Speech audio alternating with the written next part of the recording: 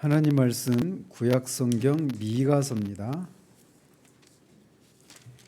미가서 7장 7절에서 9절까지입니다. 미가서 7장 7절에서 9절까지 제가 가진 성경은 1297쪽에 있습니다. 같이 읽겠습니다. 오직 나는 여호와를 우러러보며 나를 구원하시는 하나님을 바라보나니 나의 하나님이 나에게 귀를 기울이시리로다. 나의 대적이여 나로 말미암아 기뻐하지 말지어다.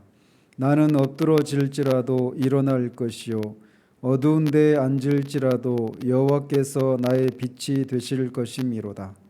내가 여호와께 범죄하였으니 그의 진노를 당하려니와 마침내 주께서 나를 위하여 논쟁하시고 심판하시며 주께서 나를 인도하사 광명에 이르게 하시리니 내가 그의 공의를 보리로다. 아멘. 지난주에는 18장 사망을 통해서 구원의 확신이 믿음의 본질이 아니고 또 이 구원의 확신은 특별한 계시가 없어도 통상적인 수단들을 올바르게 사용하는 것을 통해서도 이룰 수 있는 것이라고 말씀을 드렸습니다. 그렇기 때문에 성경은 구원의 확신을 가지려고 열심을 내어야 한다라고 말을 하고 있습니다. 그리고 그렇게 구원의 확신을 가지게 되면 여러 가지 유익이 따르게 되는데 그것은 평강과 희락이 넘치게 되고 그 평강과 희락은 하나님을 향한 사랑과 감사의 마음으로 우리 마음이 넓어지고 또 그 마음은 또 하나님을 향한 자발적인 순종에 열심을 내게 된다라고 하는 사실을 말씀드렸습니다. 그렇기 때문에 로마 가톨릭에서 주장하는 것처럼 구원의 확신의 교리는 신자들을 게으르게 하는 그런 교리가 아니라 오히려 성화를 촉진시키게 한다라고 하는 사실을 말씀드렸습니다. 오늘은 이제 구원의 확신에 대해서 마지막으로 사항을 살펴보도록 합니다. 사항 같이 읽겠습니다. 참 신자라도 구원의 확신이 여러 가지 모양으로 흔들리며 약해지며 일시 중단될 수도 있다. 이 같은 일들은 그 확신을 보존하는 일을 게을리하거나 양심에 상처를 주고 성령을 근심하게 하는 어떤 특별한 죄에 빠지거나 그리고 어떤 갑작스럽거나 강렬한 시험에 의해서 또는 하나님이 그의 얼굴빛을 숨기시고 그를 경외하는 자일지라도 흑암 중에 행하며 전혀 빛이 없게 되게 하심으로써 그렇게 되는 것이다. 그러나 그는 하나님의 씨와 믿음의 생활이나 그리스도와 형제들에 대한 사랑 그리고 의무에 대한 신실한 마음과 양심이 결코 전적으로 그들에게 결여되어 있는 것이 아니기 때문에 이러한 것들로부터 성령의 역사로 말미암아 확신이 적당한 때에 되살아나게 된다. 그리고 이러한 것들로 말미암아 그 기간 동안 심한 절망에서도 이 성령의 역사로 말미암아 그들이 버텨내는 것이다. 이 사항의 첫 번째 진술은 참 신자라도 구원의 확신이 여러 가지 모양으로 흔들리고 약해지고 일시 중단될 수 있다라고 하는 겁니다. 이 진술을 통해서 우리가 다시 한번 확인할 수 있는 것은 구원의 확신은 믿음의 본질이 아니라고 하는 사실입니다. 만약에 구원의 확신이 믿음의 본질이라면 구원의 확신이 없으면 그 사람은 구원받은 것이 아니다 이렇게 말한다라면 이 첫 번째 진술은 다르게 진술이 되어야 되겠죠. 즉 참 신자라도 구원의 확신이 흔들린다 이렇게 말하지 않고 참 신자라도 구원의 구원이 흔들리고 약해지고 일시 중단될 수도 있다 이렇게 진술을 해야 되는데 이 웨스트민스터 신앙 고백자들은 구원이 아니라 구원의 확신이 흔들리고 약해지고 일시 중단될 수 있다라고 그렇게 말을 하고 있습니다. 그래서 이 구원의 확신은 믿음의 본질이 아니다라고 하는 것을 분명히 하고 있어요. 그래서 우리가 앞에서도 살펴본 것처럼 구원의 확신이 흔들릴 수 있다라고 하는 이 사실을 여러분들이 아시겠지만 이 구원의 확신이 흔들리는 것과 구원의 확신이 흔들리기 때문에 일시적으로 내가 구원받지 않은 건가 이런 의심이 들 수도 있어요. 그렇지만 그것이 그 의심을 하는 것이 그가 구원받지 못해서 그런 것이 아니라고 하는 사실입니다. 구원의 확신이 흔들려서 의심이 생기는 것이지 구원받지 못했기 때문에 의심이 생기는 것이 아니라고 하는 것을 분명히 해야 합니다. 그렇지 않으면 길을 잃어버려요. 그렇다면 참된 신자일 뿐만 아니라 구원의 확신을 가지고 있는 신자임에도 불구하고 구원의 확신이 흔들리고 일시 중단되고 약해지게 만드는 원인들이 무엇인가 라고 하는 것을 살펴보도록 합니다. 이것을 이제 두 번째 진술에서 그 이유들을 열거하고 있는데 가장 첫 번째 진술하고 있는 것은 그 확신을 보존하는 일을 게을리하기 때문이다라고 말을 하고 있습니다. 지난주 우리가 사망을 살피면서 구원의 확신은 특별한 계시가 없이 통상적인 수단을 통해서도 얻을 수 있다라고 하는 사실을 살폈잖아요. 통상적인 수단이 뭐죠? 다른 말로 말하면 은혜의 수단이에요. 그래서 어떤 기도와 말씀과 성도의 교제와 예배 이런 것들을 성례와 같은 거 이런 은혜 수단들을 말하는 거란 말이죠. 그런 것을 통해서도 그런 것들을 우리가 충실하게 정상적인 방법으로 그걸 활용하면 구원의 확신이 이룰 수 있어요. 그런데 그런 것들을 게을리하게 될 때 이 구원의 확신이 흔들리고 약해지고 일시 중단될 수도 있다라고 말을 하고 있다는 겁니다. 대표적인 그런 상황이 있다라면 아가서 5장에 나오는데 아가서 5장 2절, 3절, 6절에 보면 이렇게 되어 있어요.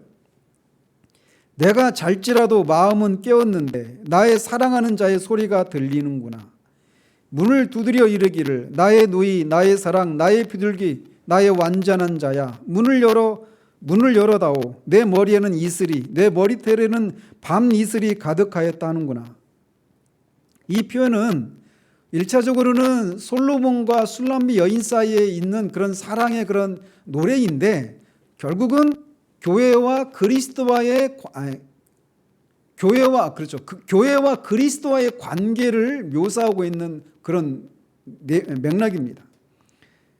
그래서 술람 여인의 남편인 연인인 솔로몬이 와서 이렇게 얘기하는 거예요. 1차적으로는. 그러나 이것은 결국은 그리스도께서 교회를 향해서 또 교회의 지체인 우리 한 사람 한 사람을 찾아오셔서 이렇게 주님과 그런 친밀한 교제를 나누고자 하는 그런 소망을 표현하는 것과 같은 맥락이에요.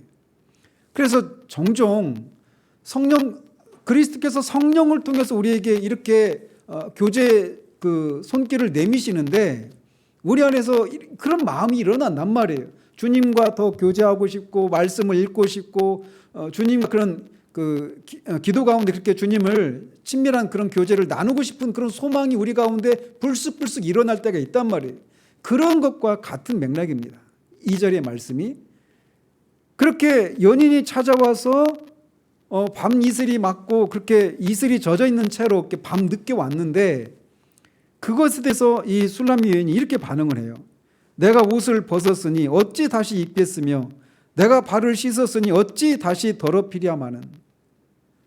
사랑하는 연인이 찾아와서 그렇게 교제의 손길을 내밀고 있는데 자기가 이제 자려고 잠자리에 누웠다라는 옷을 다 갈아입고 손발 다 씻고 했는데 또 그렇게 연인을 맞으려고 문을 열려고 하니까 번거로운 거예요.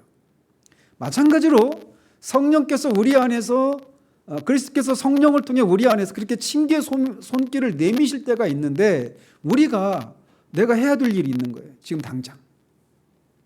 그래서 그런 소망을 주셨는데 그 소망을 쫓아서 우리가 즉각적으로 반응하지 않고 다른 일들에 우리가 우리의 마음을 시간을 쓰게 되면 어떤 일이 일어나느냐. 6절에서 이렇게 말을 합니다. 내가 내 사랑하는 자를 위하여 문을 열었으나 그는 벌써 물러갔네.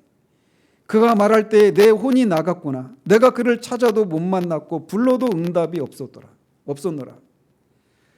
이게 이제 신학적인 용어로 말하면 성령을 소멸하는 죄예요. 이게 성령께서 우리 안에서 어떤 거룩한 소망을 주셨을 때 우리가 즉각적으로 거기에 순종해야 되는데, 그게 성령께서 우리에게 주시는 소망인지 모르기 때문에 그럴 수도 있고, 또 그 성령께서 우리에게 주시는 마음인 걸 알면도 불구하고 귀찮은 거예요.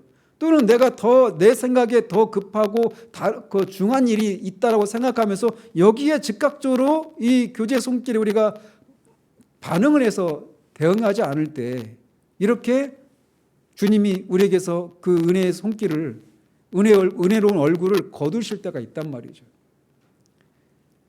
이렇게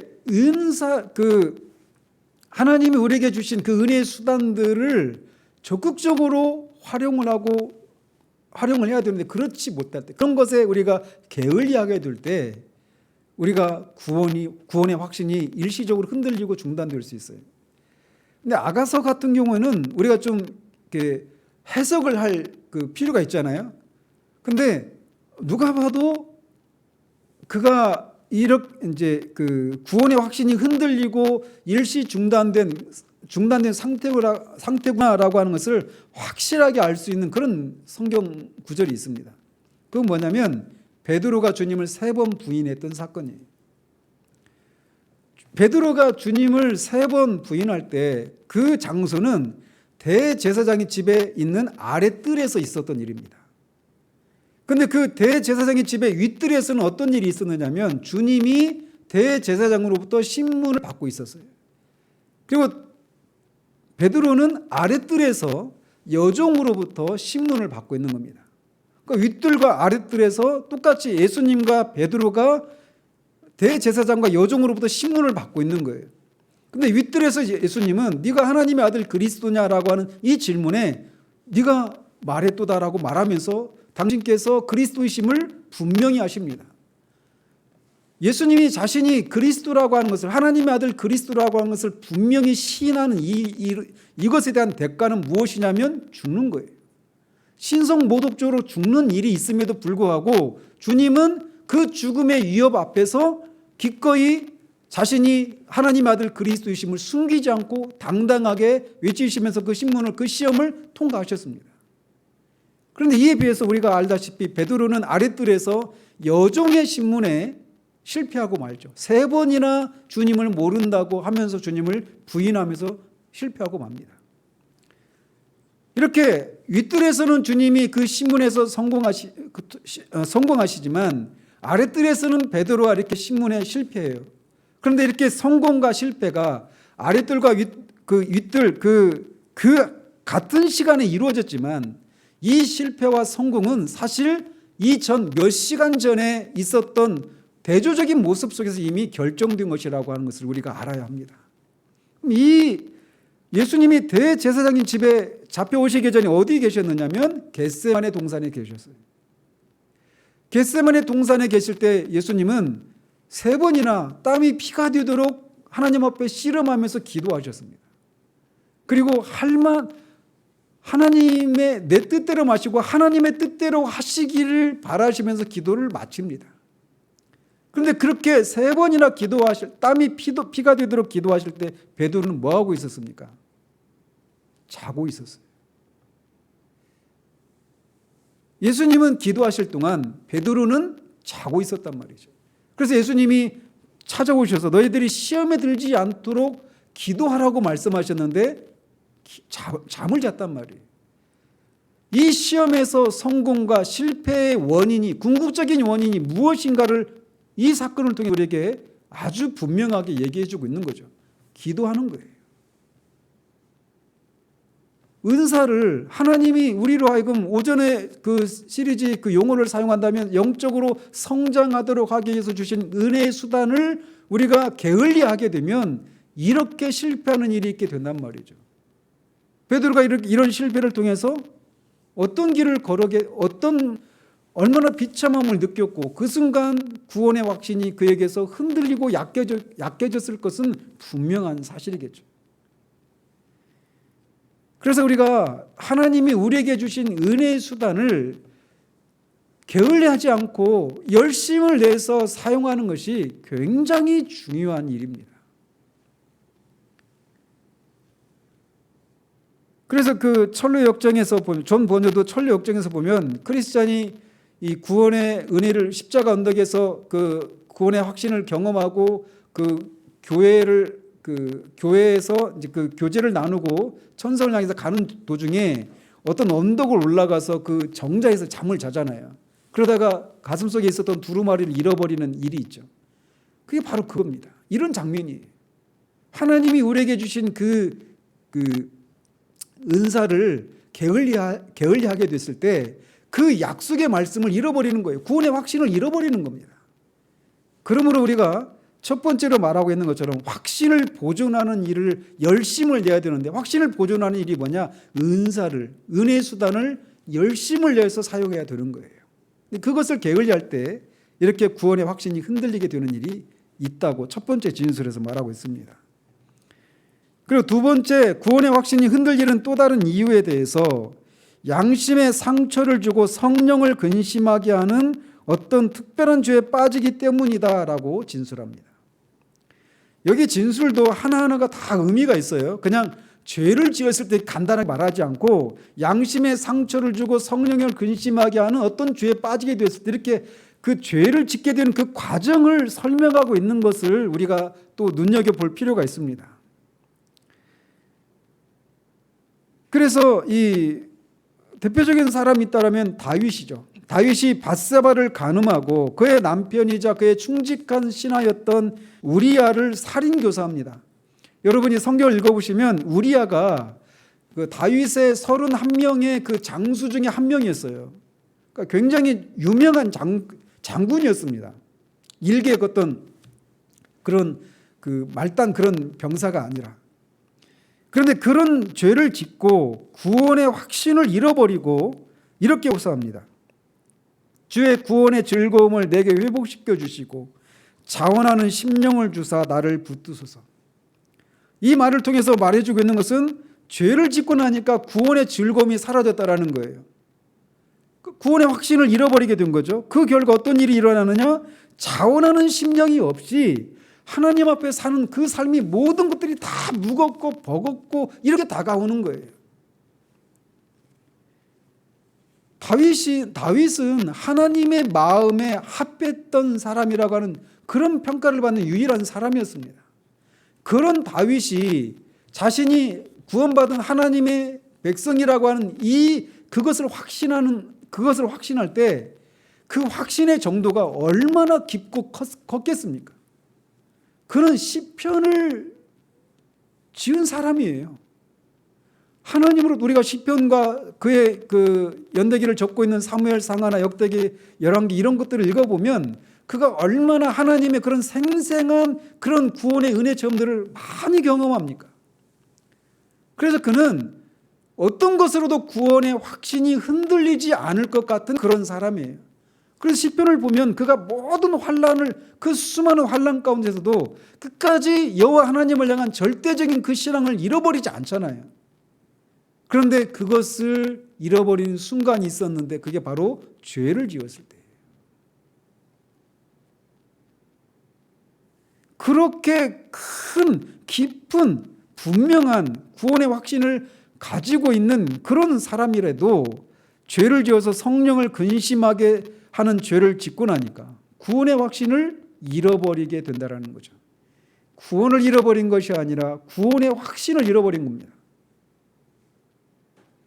그런데 여기서 말씀드린 것처럼 우리가 주목해야 될 것은 한 사람이 죄를 짓게 될 때 양심의 상처를 주고 성령을 근심하게 한다 이렇게 표현하고 있는 거예요. 이것은 신자가 죄를 짓기 전에 양심이 어떻게 우리 안에서 작동하는가를 간접적으로 묘사해주고 있는 거죠. 우리가 어떤 죄된 생각이나 어떤 행동을 하려고 할 때 우리 양심은 우리 안에서 날카롭게 우리를 송사합니다. 그거 죄야 라고 말이죠. 그런데 우리가 그 양심의 경고를 무시하고 육신의 정욕에 져서 죄를 짓고 말게 되는 일이 일어나요. 그렇게 했을 때 우리 안에 계신 성령을 근심하게 하는데 성령께서는 이렇게 우리 양심을 통해서 우리가 저지르려고 하는 죄에 대해서 다양한 방법으로 우리를 경고합니다. 그래서 우리가 받은 은혜가 얼마나 큰데 그런 네가 그런 죄를 지을 수 있는지, 또는 그 죄를 짓게 되면 어떤 결과가 초래될지, 이런 경고의 메시지들을 통해서 우리에게 우리 양심을 통해 성령께서 경고하신단 말이에요. 그런데 이것을 우리가 죄를 짓게 될 때 충동적으로 죄를 짓는 경우들도 있지만 거의 대부분은 오랜 시간 동안 그 죄를 지으려고, 더더군다나 하나님 앞에서 은혜 체험을 경험한 사람들이 어떤 죄를 짓게 될 때는 끊임없이 아까 오전에도 말씀드린 것처럼 죄를 변명하고 정당화시키고 합리화시키는 그런 작업들을 한 다음에 양심의 소리를 잠재운 다음에 그런 것을 하게 된단 말이에요. 그런데 그렇게 다양한 방법으로 우리를 경고함에도 불구하고 우리도 다양한 방법으로 우리의 죄를 정당화하거나 또는 애써 외면하거나 나는 연약함을 이렇게 핑계대거나 우리의 연약함을 핑계대거나 또는 자신이 우리가 하나님의 도우심이 없었기 때문에 그렇게 할 수밖에 없었다라고 하는 이유를 대면서 결국 죄를 저지르고 말게 됩니다. 어쨌든 우리가 이렇게 양심을 거슬러서 성령을 근심하게 하는 죄를 저지르면 우리에게서 구원의 등불이 사라지고 하나님의 은혜의 그 온기가 우리에게서 사라지게 되는 거예요. 그래서 가장 흔한 경우죠. 우리가 구원의 확신을 잃어버리게 되는 가장 흔한 경우는 죄를 짓는, 양심을 거슬러서 성령을 근심하게 하는 죄를 저질렀을 때 그렇게 되는 겁니다. 그리고 세 번째 이유를 어떤 갑작스럽거나 강렬한 시험에 의해서 구원의 확신이 흔들리고 약해지고 일시 중단될 수 있다라고 말을 합니다. 그래서 가장 대표적인 경우가 있다라면 욥의 경우예요. 욥은 온전하고 정직하여 하나님을 경외하고 악에서 떠난 사람이라고 그런 평가를 받았던 사람이었습니다. 그리고 하나님은 사탄에게 그런 욥을 자랑스럽게 생각하시고 그 욥을 자랑스러워 하셨단 말이에요. 그런데 우리가 알다시피 그가 가진 재산과 자식들이 다 갑작스럽게 죽게 되죠. 그리고 그것도 막 한꺼번에, 그죠? 연이어서 그런 시험이 막 다가오는 거예요. 그런데 그렇게 할 때도 그는 입술로 하나님 앞에 죄를 짓지 않았습니다. 적신으로 왔으니까 적신으로 돌아간다 라고 하면서 오히려 그 아내를 책망하기까지 했어요. 그런데 나중에는 자신의 몸이 머리끝부터 발끝까지 온통 그 종기로 막 기왓장으로 긁어야 할 정도로 그런 악종의 그 악창에 시달리게 됐을 때 그가 입을 열기 시작하는데 자기가 태어난 날을 원망하기 시작하면서 나중에는 하나님 앞에서 깊이 있게 절망하는 그런 모습들을 봅니다. 그러면서 어디에서도 하나님의 임재를 찾을 수 없는 것 때문에 탄식하는 그런 모습을 보여요. 그래서 종종 사실 그 욥의 경우, 욥을 언젠가 우리 욥기도 한번 강의를 해야 되겠지만 저는 욥기는 제가 생각할 때 제가 나이가 한 60대가 넘은 다음에 인생을 좀 더 살고 하나님의 다루심을 더 많이 경험한 후에 그때 강의할 수 있을 것 같다 이런 생각을 해요. 그래서 조금 더 한 60대 중반 한 10년은 더 기다려야 됩니다. 그 정도 지나야 욥기를 제가 감히 강의를 할 수 있지 않을까 이런 생각을 해봐요. 욥이 제가 어려운 게 뭐냐면 욥이 그렇게 시험을 통과한 후에 그가 이전보다 재산이 딱 2배씩 늘어나거든요. 그리고 그 아주 이름이 날 정도로 아름다운 그런 딸들도 생겨나고 자식들도 다시 생겨나요.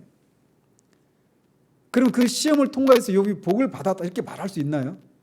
제가 어려운 부분이 뭐냐면 그 먼저 죽은 자녀들 있잖아요. 그 어떤 누구도 대체할 수가 없잖아요. 다른 사람으로. 그죠? 우리 지성이를 하나님이 데려가시고 다른 아들 둘을 주시면 내가 아이고 하나 잃고 둘 얻었네 이렇게 할 수 있나요? 그런 부분에서 어려움이 있는 거예요.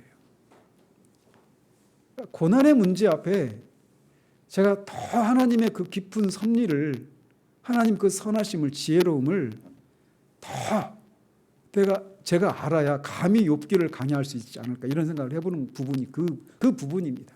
어쨌든 욥은 늘 하나님 앞에서 정직하고 하나님의 임재 앞에서 살았던 사람이었어요. 그런데 그런 욥도 급격한 그런 시험에 닥쳤을 때 일시적으로 구원의 확신을 잃어버려요. 내가 왼쪽으로 가면 하나님이 왼쪽에도 없고 오른쪽에 있을까 해서 오른쪽으로 가보면 또 거기도 하나님이 안 계시고 어디 가도 하나님의 임재를 느낄 수 없는, 그리고 자신에게 왜 이런 일이 일어났는지 도무지 알 수가 없는, 그러면서 급기야 자기가 태어난 날을 저주하기까지 하는 구원의 확신을 잃어버리고 있는 거죠. 중단된 상태죠. 그런 이유로 우리에게 일어날 때가 있어요. 구원의 확신을 잃어버린 경우들이. 그리고 또 마지막으로 고백하는 게, 또는 하나님이 그의 얼굴빛을 숨기시고 그를 경외하는 자일지라도 흑암 중에 행하며 전혀 빛이 없게 되게 하심으로써 그렇게 되는 것이다 라고 이 구원의 확신을 잃어버리는 마지막 이유를 언급하고 있습니다. 제가 이 청교도들을 좋아하는 이유 중에 하나가 바로 이런 고백들 때문에 그래요. 이게 웨스트민스터 신앙 고백서를 작성한 분들이 그 청교도들은 아니죠. 그들은 청교도들도 있었고 스코틀랜드 장로 교인도 있었고 국교의 사람 이제 그런 다른 교파에 속하는 그런 개혁주의자들이었는데, 그분들을 존경하는 이유 중에 하나가 이런 거예요. 피터 루이스라고 하는 분이 있는데 그분이 쓴 책 중에 청교도에 관련된 책인데, 하나님께서 신자들에게 그 하나님의 임재를 거두어 가시는 이유, 그러면은 가장 먼저 우리가 생각할 때 우리가 죄를 지었을 때 이렇게 생각하잖아요. 그죠? 근데 그들이 첫 번째로 꼽는 게 뭐냐면, 첫 번째 이유를 뭐라고 말하는지 아십니까? 여러분 말씀드렸죠. 나는 모른다 이렇게 말을 해요. 그러니까 모른다라는 거예요. 왜 하나님께서 우리에게서 신자들에게서 하나님의 임재를 거두어 가시는지, 이 구원의 확신과 관련해서도 마찬가지예요. 왜 하나님께서 하나님을 경외하는 자들임에도 불구하고 그렇게 하나님의 임재를 거두시고 그들로 하여금 흑암 가운데 행하도록 하시는가? 그 이유를 설명하는데 죄 때문에 그래 이렇게 쉽게 말하지 않고 첫 번째로 언급하고 있는 게 뭐냐면 나는 모른다라는 거예요. 근데 왜 제가 그 대답에 이 청교도들은 진짜 그야말로 하나님을 아는 사람들이다 이런 고백을 하게 되느냐면, 그 고백을 통해 하나님의 섭리를 자신들이 헤아려 알 수 없다라고 하는 이런 고백을 통해서 하나님의 크심과 우리의 작음을 인정하고 있기 때문에 그런 거예요. 하나님은 종종 우리에게서 이유를 알 수 없는 방식으로 하나님의 임재를 우리에게서 거두어 가시는 일들을 하십니다. 그래서 실제로 그런 일들이 있어요. 그런데 그렇게 하나님이 그렇게 임재를 거두어 가실 때 그런 것을 통해 하나님이 무엇을 다루시느냐면, 우리에게서 우리의 믿음을 더 성숙하게 하고 더 연단하고자 하는 그런 차원에서 그런 일들을 행하셔요. 결과론적으로 보면 정말 있잖아요. 아까도 오전에도 말씀드렸잖아요. 내 안에서 그런 확신이 있고 기쁨이 있고 막 그런 하나님을 향한 그런 하나님이 주시는 기쁨과 평강이 막 내 안에 넘치는데, 하나님을 섬기는 일에 열심히 나지 않는다. 하나님을 섬기고 싶은 마음이 없다. 그런 일이 있을 수가 없죠.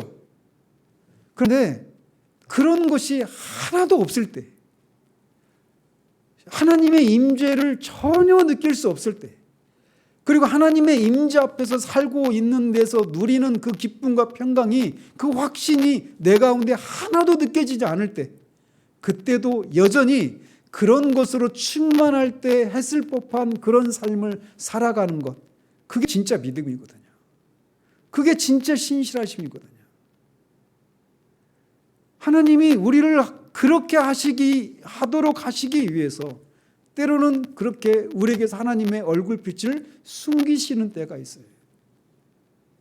그럴 때 우리가 우리 안에서 깊은 회의가 밀려올 수도 있습니다. 하나님의 임재를 느낄 수 없기 때문에 내가 지금 하고 있는 일들이 무슨 의미가 있는가라고 하는 그런 생각들이 밀려올 수가 있어요. 그럴 때도 마땅히 그런 은혜가 있을 때 했을 법한 일들을 묵묵히 하나님 앞에서 신실하게 해내는 그런 것을 통해서 하나님이 우리를 믿음의 사람으로 빚어가시는 일들을 하시는 거예요. 그런데 우리가 어떻습니까? 통상적으로 그런 것이 우리 가운데 없을 때 낙심하고 그냥 막 자포자기 심정이 되기 쉽잖아요. 그 열심을 내기보다 우리 마음이 더 굳어지고, 그죠? 모든 것이 무겁고 하고 싶지 않은 그런 마음이 일어나는 거예요. 그래서 그런 것을 통해서 하나님이 우리의 실체를 드러내시는 거예요. 그럴 때도 우리가 해야 될 것은 무엇이냐? 충성되게 하는 거예요. 그래서 우리 조상들이 그런 농사를 짓는 조상들이 비가 오지 않을 때, 옛날 지금이야 이제 관계 시설이 잘 돼 있으니까 그런데 옛날에는 천수답 이런 것들이 있었잖아요. 비가 와야 농사를 짓는 그런 논들. 근데 그 막 5월이나 6월 막 이때 이제 모내기를 해야 되잖아요. 목사님 아시죠? 근데 비가 안 오는 거예요. 그 모가 이제 계속 크면 안 되잖아요. 그걸 이제 모내기를 해가지고 본 논에다 그 모내기를 해야 되는데 비가 안 오는 거예요. 그럴 때 하늘만 보고 기다리는 거 아니에요. 농부들이 뭐 하냐면 마른 가리라고 하는 말 들어보셨습니까? 마른 가리. 그 땅이 비가 오지 않아서 논이 완전히 딱딱하게 굳어져 있고 그냥 쩍쩍 갈라져 있는 논을 쟁기로 갈아엎고 괭이로 잘게 막 부수는 일을 하는 거예요. 그런 거를 마른 가리라고 한다고 하더라고요. 마른 가리. 마른 땅을 이렇게 가는 거예요. 비가 안 오는데. 근데 그 마른 가리를 하고 그때도 하는 거예요. 비가 올 것을 대비해서. 그리고 그 마른 가리를 하고 비가 내릴 때 그 비를 맞는 그 농부의 심정이 어떻겠는가. 그 비가 막 왔을 때 그 땅에서 나는 그 흙냄새 있잖아요. 그게 농부에게 얼마나 그런 달콤한 그런 냄새로 전해져 있는가라는 거죠. 우리가 하나님께서 이렇게 우리에게서 얼굴빛을 숨기시고 우리에게서 구원의 확신을 거두어가실 때 우리가 힘들고 낙심되고 막 그 의욕도 없어지죠. 삶의 의욕도 없고 우리가 구원의 은혜를 누리지 못하면 그냥 신앙생활에만 영향을 미치는 게 아니잖아요. 우리의 모든 삶에 다 영향을 미치잖아요. 근데 그럴 때도 마른 가리 하는 심정으로 그렇게 해야 되는 거예요. 그것을 통해서 하나님 우리를 빚어가시는 겁니다. 믿음의 사람으로 말이죠. 어쨌든 이런 네 가지 이유로 우리가 구원의 확신이 흔들리고 약해지고 일시 중단되는 일들이 일어날 수 있다는 겁니다. 그러면 우리가 구원의 확신이 흔들릴 때 어디까지 이 구원의 확신이 흔들리게 될까요? 어느 정도까지? 심하면 있잖아요. 하나님이 계시지 않는 것 같은. 그러니까 내가 그냥 구원받은 사람인가 아닌가 이걸 넘어서서 하나님이 계시는 건가? 이런 데까지 나갈 수 있어요. 성경이 정말 하나님의 말씀인가? 이런 의심이 우리 가운데 밀려올 수 있어요. 대표적인 사람이 있다면 프란시스 셰퍼죠. 이분도 17살에 그 불가지론자에다가 회심을 하고 목사가 되고 선교사가 되어가지고 유럽에 나가서 선교사 활동하고 있는데 어느 순간 이익에 밀려온 거예요. 그러면서 그 자기 부인 에디 셰퍼한테 에디 내가 다시 불가지론자였을 때로 돌아가야 될 것 같다고. 하나님이 계신 것은 알겠지만 알 수가 없다. 이게 불가지론이잖아요. 그런데 자기가 다시 그때로 돌아가야 될 것 같다고 하면서 그 모든 것을 다 멈추고 알프스 산을 계속 오르락 내리락 하고 이 건초더미 위에서 막 계속 뒹굴뒹굴하는 이런 시간들을 보내면서 우리가 알게 되는 셰퍼로 빚어져 갑니다. 그 시간들 한번 생각해 보십시오. 선교사인데 하나님이 계신가? 이건 모든 그 근본이 무너져 버리는 질문이잖아요. 성경이 과연 하나님의 말씀인가? 이 질문에 예스라고 하는 그런 확신이 없으면 어떻게 말씀을 전할 수 있겠어요? 그리고 이 말씀에서 말하고 있는 그 모든 것들이 진리라고 하는 것을 어떻게 우리가 확신할 수 있겠어요? 우리가 그런 데까지 갈 수 있는 거예요. 그런 과정을 겪고 있는 사람은 구원받지 못했느냐, 이렇게 속단해서는 안 되는 거죠. 그럴 수도 있는 거예요.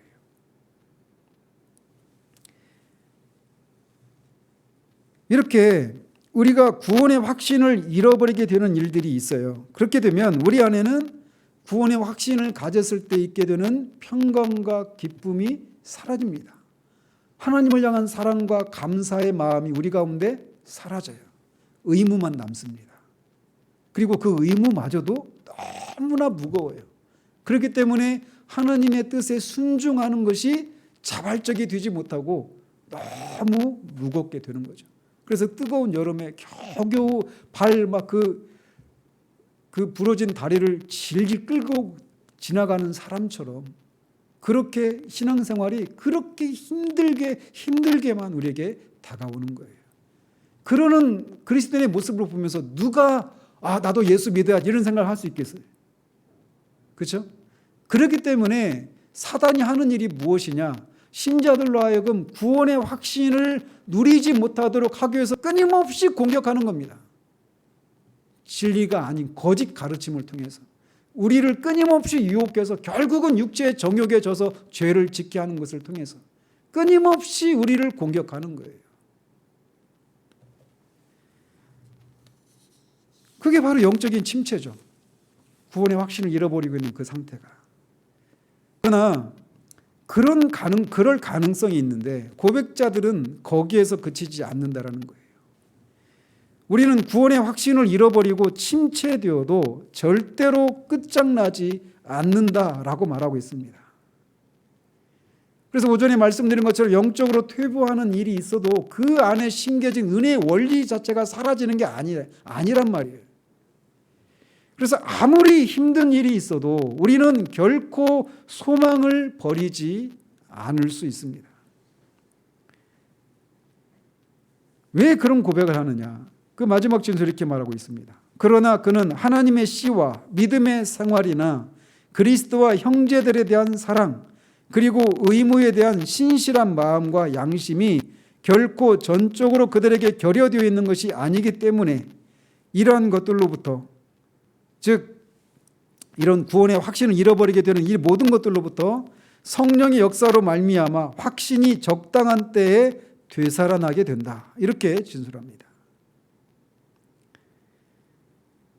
그렇게 구원의 확신을 잃어버리게 될 때 구원의 확신의 원천인 것들, 하나님의 씨, 믿음의 생활, 이런 것들 자체가 사라지는 게 아니란 말이에요. 그리고 여전히 그리스도와 형제들에 대한 사랑, 그리고 의무들에 대한 신실한 마음과 양심, 이런 것들이 사라지지 않는다는 거예요.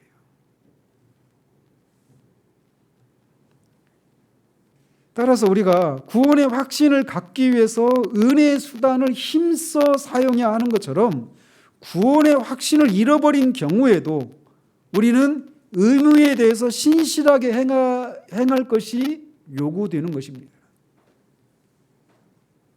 이런 과정을 통해 하나님은 우리를 빚어가시는 거예요.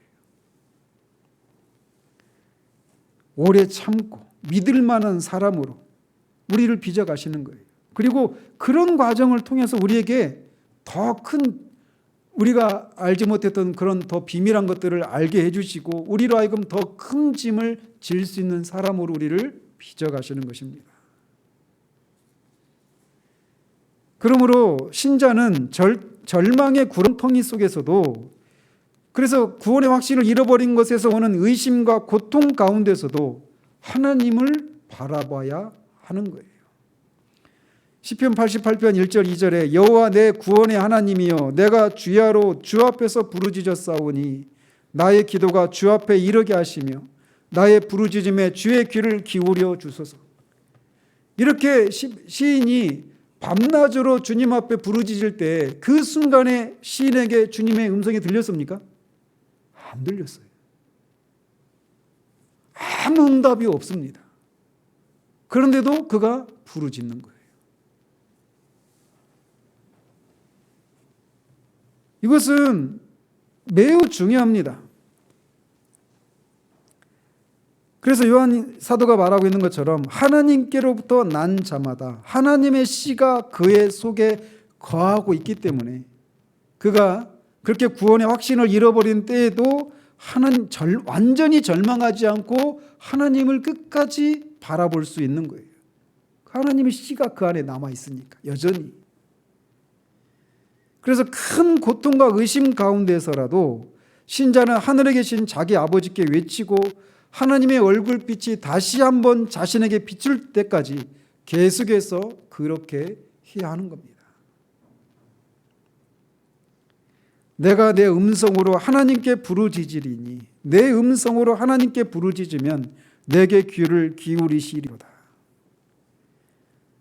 그래서 시편 32편에서 다윗이 이렇게 말을 하는 겁니다. 이로 말미암아 모든 경건한 자는 주를 만날 기회를 얻어서 주께 기도할지라.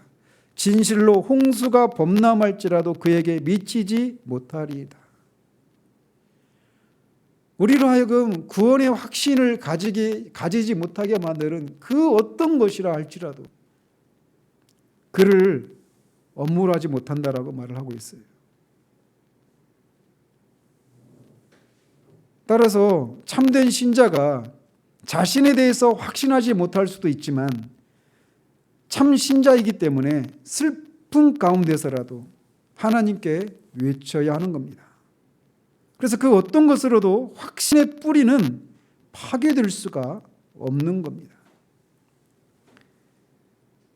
그리고 적당한 때에 성령의 역사로 말미암아 이 구원의 확신이 다시 살아납니다.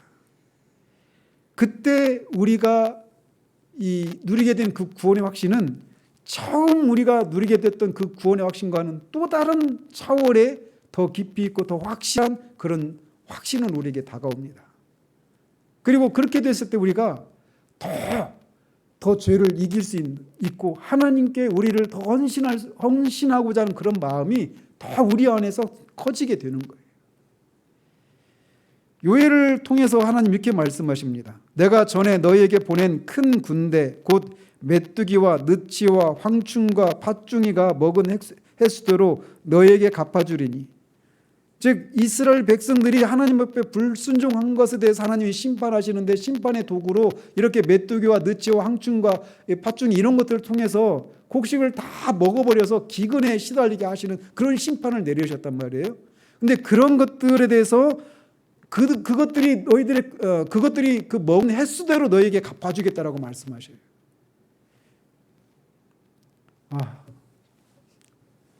너무 감사하죠. 그러면서 너희는 먹되 풍족히 먹고 너희에게 놀라운 일을 행하신 너희 하나님 여호와의 이름을 찬송할 것이라. 내 백성이 영원히 수치를 당하지 아니하리로다. 그런즉 내가 이스라엘 가운데 있어 너희 하나님 여호와가 되고 다른 이가 없는 줄을 너희가 알 것이라. 내 백성이 영원히 수치를 당하지 아니하리로다. 하나님은 언약에 성실하신 하나님이십니다. 그래서 하나님의 이름을 위해서 이 언약을 하나님이 친히 지키시는 거예요. 그래서 우리가 구원의 확신을 잃어버리게 만드는 그 어떤 것 때문에 하나님께서 우리에게 구원의 확신을 앗아가시고 하나님의 은혜로운 얼굴빛을 우리에게 숨기시고 그런 것 때문에 우리가 오랜 세월을 고통 가운데 지낸 것에 대해서 하나님이 갚아주신다는 거예요. 누가 하나님께 먼저 드려서 하나님이 갚아주셔야 될 그런 의무를 지어줄 수 있는 사람이 누가 있습니까? 근데 하나님이 그래서 갚아주신다 이 표현이 맞지가 않는 거예요. 그렇잖아요. 그럼에도 불구하고 하나님이 갚아주시겠다라고 하는 말씀을 통해서 반드시 그렇게 하시겠다라고 하는 확신을 그렇게 말씀을 하고 계신 거란 말이죠. 그래서 우리가 이 구원의 확신을 우리의 어떤 그 은사를 게을리하는 은혜 수단을 게을리하고 우리가 어떤 죄를 짓고 이런 일로 인해서 구원의 확신을 잃어버리게 됐을 때 하나님께서 우리가 거기서 돌이키고 회개하고 돌이켰을 때 하나님이 우리에게 구원의 확신을 회복시켜 주시는데 회복된 그 구원의 확신은 전에 누렸던 것과 또 다른 더 깊고 더 풍성한 그런 확신으로 우리에게 주시는 거예요. 그래서 우리 신앙생활이 계속 그런 것의 연장입니다. 그러면 그 은혜를 더하기 위해서 우리가 죄 가운데 거하겠느냐? 그렇게 하면 안 됩니다. 우리가 죄에 대해서 죽은 사람이기 때문에 구원의 확신을 더 크게 경험하기 위해서 더 큰 죄를 져봐야지 하나님 앞에 불순종하는 거예요. 그래서 마지막 진술을 이렇게 말을 하는 겁니다. 그리고 이러한 것들로 말미암아 그 기간 동안 심한 절망에서도 이 성령의 역사로 말미암아 그들이 버티어내는 거다. 성령께서 우리 안에서 적당한 때에 그런 것들을 회복시켜 주십니다. 그러므로 우리가 그 절망 가운데서도 버틸 수 있는 거예요. 그래서 오늘 본문이 미가서에서 이렇게 얘기를 하는 거예요. 오직 나는 여호와를 우러러보며 나를 구원하시는 하나님을 바라보나니 나의 하나님이 나에게 귀를 기울이시리로다. 여기까지는 지금 이 미가도 여전히 그 이스라엘 백성의 북이스라엘의 선지자였는데 이스라엘 향한 하나님의 이스라엘 백성들의 불순종 때문에 하나님의 진노를 받아서 심판 아래 있는 상황입니다. 그런데 그런 속에서 자신의 죄를 인해서 심판을 받고 있는 그런 상황인데 선지자가 어떻게 한다고요? 내가 구원의 하나님을 바라본다라는 거예요. 그러면서 하나님이 나에게 귀를 기울이실 것을 확신하면서 이렇게 하나님을 바라보고 있다라고 말을 하는 거예요. 그러면서 이렇게 대적들이 이렇게 말을 합니다. 나의 대적이여 나로 말미암아 기뻐하지 말지어다. 왜? 지금 네가 하나님을 섬긴다며 네가 섬기는 하나님이 천지를 창조하신 유일하신 참 하나님이시라며 너희들을 도우신다며 그런 애굽에서 너희들을 이끌어내서 홍해를 가르시고 가나안 땅에 와서 지금까지 살게 하셨다라며 그리고 너희들을 영영이 떠나지 않으신다라며 그런데 어떻게 너희들이 그런 하나님의 보호를 받고 있는 백성인데 이렇게 심판을 받고 있어 라고 대적들이 기뻐하고 있는 그런 상황이란 말이에요. 근데 그렇게 하지 말라라고 얘기하는 거예요. 선지자가. 왜? 나는 엎드러질지라도 일어날 것이요 어두운 데에 앉을지라도 여호와께서 나의 빛이 되실 것이미로다. 내가 여호와께 범죄하였으니 그의 진노를 당하려니와 마침내 주께서 나를 위하여 논쟁하시고 심판하시며 주께서 나를 인도하사 광명에 이르게 하시리니 내가 그의 공의를 보리로다. 신자의 특권이 바로 여기 있습니다. 그리스도의 피로 맺은 그리스도의 피로 우리가 하나님의 백성이 되고 하나님이 되시기로 한 이 언약은 그 무엇으로도 깨어지지 않아요. 그래서 우리가 우리 쪽에서 그 언약을 깬 것에 대해서 하나님께서 이 징벌적인 진노가 아니라 교정적인 진노를 내리셔서 우리에게서 하나님의 은혜로운 얼굴빛을 감추시고 아버지로서의 그런 사랑을 우리가 느끼지 못해서 구원의 확신을 느끼지 못하게 되는 그런 상황 가운데 있을지라도 영영이 우리를 그런 상태 가운데 두지 않으신다라는 거예요. 그런 교정적인 진노로 우리가 엎드러져 있지만 완전히 엎드러지지는 않는다라는 겁니다. 하나님이 하나님의 이름을 위해서 우리를 반드시 이렇게 세우신다라는 거예요. 그래서 우리가 하나님께서 때로는 우리에게서 아까도 말씀드린 것처럼 구원의 확신을 거두어가시는 데 있어서 때로는 우리가 알 수 없는 이유로 하나님이 우리에게서 그렇게 구원의 확신을 거두어가실 때도 있어요. 하나님의 임재를 거두어가실 때도 있단 말이에요. 그럴 때 우리가 그런 생각을 하잖아요. 또는 우리의 죄 때문에 그런 구원의 확신을 잃어버릴 때에도 그 구원의 확신을 잃어버린 것에 대한 고통을 우리가 막 애통해하면서 하나님께서 다시금 우리에게 구원의 은혜를 회복시켜 주시를 구해도 여전히 묵묵부답인 그런 상태로 인해서 우리가 고통 가운데 지내면서 이렇게 하나님 앞에 한탄할 수도 있어요. 하나님, 더 이상 내가 견딜 수가 없습니다. 이게 한계입니다. 이렇게 말할 수 있단 말이죠. 우리 쪽에서 하나님을 향해서. 그런데 우리가 보기에는 그게 끝인 것 같지만 우리는 그렇게 말할 수가 없다는 겁니다. 왜냐하면 우리가 그렇게 하나님 앞에 말씀드릴 때마다 하나님은 다른 대답을 하실 거라는 거죠. 네가 감당할 수 있는 한계가 어떻게 되는지 나한테 말하지 말아라. 네 한계가 어디인지는 내가 안다라는 거죠. 네 판단이 아니라 내 판단에 의해서 네 한계가 무엇인지를 내가 정하고 내가 안다라고 말씀하시는 거예요. 왜냐하면 나는 너에게 짐지은 모든 것과 함께 그 짐을 견딜 수 있는 은혜를 너에게 줄 것이기 때문이다. 이렇게 대답하신다라는 거죠. 그런 상황 가운데서도. 그렇기 때문에 우리가 구원의 확신을 잃어버려서 아주 비참한 그런 상황 가운데 있을 때라도 결코 포기해서는 안 되는 이유가 바로 여기에 있는 겁니다. 이렇게 신자들은 특별한 계시가 없어도 구원의 확신을 가질 수 있어요. 이것을 구원의 확신을 가지기를 위해서 힘을 쓰십시오. 그 확신이 우리 가운데 지속되는 동안 우리는 기쁨과 그런 평강을 누리고 하나님을 향한 사랑과 감사가 우리 가운데서 넘쳐나고 하나님을 섬기는 이 삶이 자발적으로 우리에게서 힘있게 나타날 수 있어요. 그러나 그것을 잃어버린 때라도 우리가 그것을 잃어버리지 않기 위해서 분투해야 합니다.